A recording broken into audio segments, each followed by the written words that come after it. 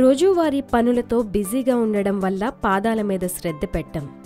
దానికి తోడు కొంతమంది రాత్రుళ్ళు పాదాలను నీటితో కూడా కడగరు.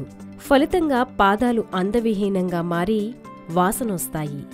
పాదాల నొప్పులు, పాదాల మీద తెల్లటి నల్లటి ప్యాచ్లు, మరిన్ని సమస్యలుంటాయి. అందువల్ల పాదాల పట్ల జాగ్రత్తలు తీసుకోవడం మంచిది. వర్షాకాలంలో పాదాల సౌందర్యానికి ఈ సింపుల్ టిప్స్ ఫాలో అయితే చాలు. మీ పాదాలు అందంగా, ఆరోగ్యంగా ఉండాలంటే కొన్ని సులభ చిట్కాలను ఫాలో అవ్వాలి. ప్రతి 15 రోజులకొకసారి ఈ చిట్కాలను ఫాలో అయితే చాలు అందమైన పాదాలను పొందొచ్చు. పాదాలు పొడిగా ఉంచాలి. కాళ్ళు కనబడకుండా షూలు ధరించినప్పుడు పాదాలలో కూడా చెమట పడుతుంది. పాదాలను పొడిగా మార్చుకోవాలి. షూను తీసి అప్పుడప్పుడు పాదాలను గాలి తగిలేటట్లు ఉంచాలి. చెమటను పొడిబట్టతో తుడవాలి. వట్టికాళ్లతో నడవకూడదు. సహజంగా కొంతమంది చెప్పులు వేసుకోకుండా నడుస్తుంటారు. ఇంట్లో ఫ్లోర్ మీద క్లీన్గా ఉంటుంది కాబట్టి చెప్పులు లేకుండా నడవచ్చు. కానీ బయటకు వెళ్లేటప్పుడు పాద సంరక్షణకు చెప్పులు చాలా అవసరం. Scrubbing and cleaning. స్నానం చేసే సమయంలో ఒక 5 నిమిషాలు పాదాల కోసం గడపండి. పాదాలను ఫ్యూమిస్ రాయితో రుద్దడం లేదా స్క్రబ్బర్తో రుద్ది క్లీన్ చేయడం వల్ల పాదాలు సాఫ్ట్గా మరియు అందంగా ఉంటాయి. చిటికెలో పాదాల సొగసు మీ సొంతమవుతుంది. పెడిక్యూర్. పెడిక్యూర్ గురించి ఎంతమందికి తెలుసు? ప్రొఫెషనల్ పెడిక్యూర్ సెలూన్లు చేయించుకోవడం మరియు పాదాల మసాజ్ వల్ల పాదాల చర్మం మీద కణాలు యాక్టివ్గా ఉంటాయి. పెడిక్యూర్లో వివిధ రకాలున్నాయి.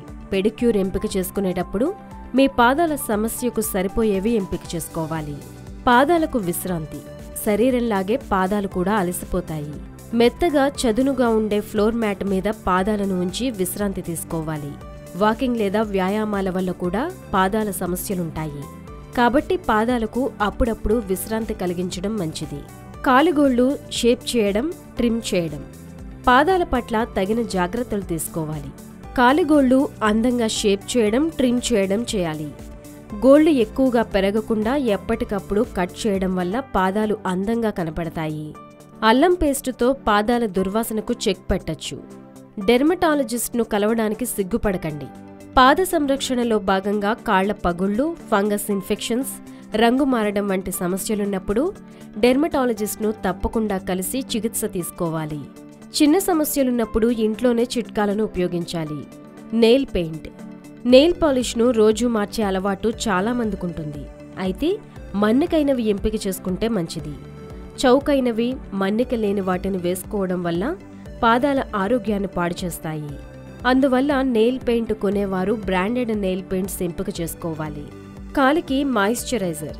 పాదాలకు రోజు మాయిశ్చరైజర్ను అప్లై చేయాలి. లేదంటే పాదాలు పొడిగా, అందవిహీనంగా కనబడతాయి.